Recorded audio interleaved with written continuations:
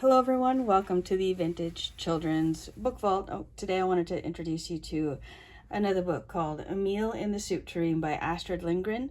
And she is known for writing the Pippi Longstocking series. You may have also heard of her Tomten series. It's a picture book that's for younger children.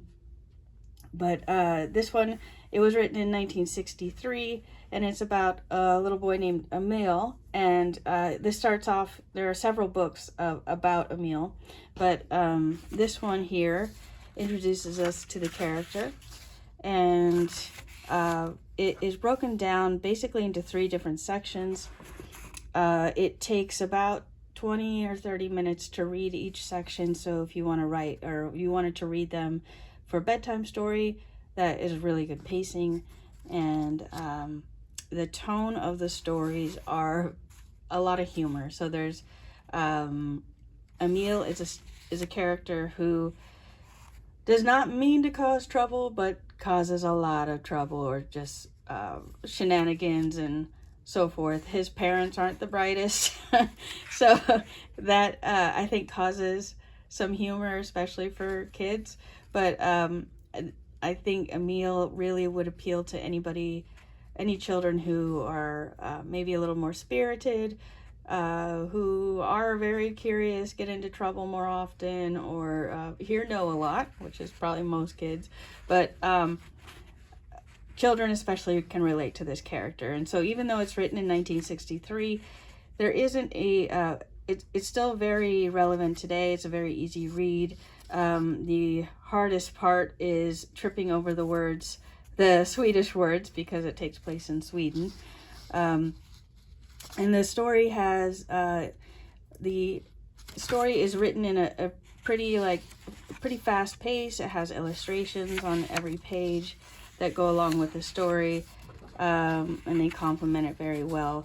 So if you have a child who is looking over your shoulder, that works as well. They like looking at the pictures.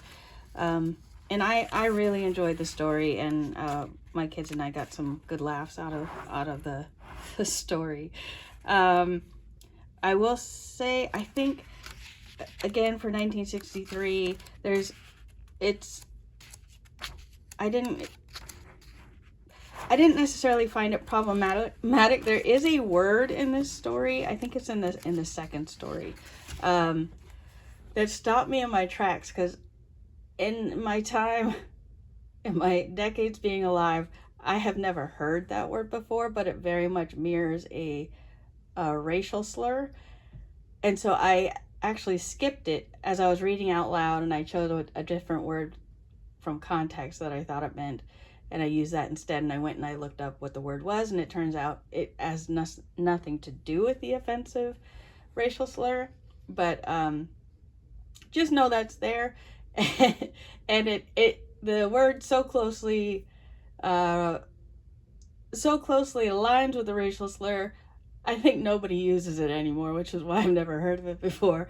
And just be aware of that one. And then very shortly after it, one of the things I have noticed in the older books, there's a lot of reference to Native Americans, and more along the stereotypes of what we might see in cartoons and so forth. But there is a reference to Ida. He dipped Ida in a bunch of some kind of berry juice to give her red skin, and because they were playing as Indians. And so that is something that might be a little bit controversial that is said today. But other than that, it went along very smoothly and was a lot of fun to read. So I think this is a good one to pull out of the pile and read and share with your family. Would love to know your thoughts, and we'll see you in the next one.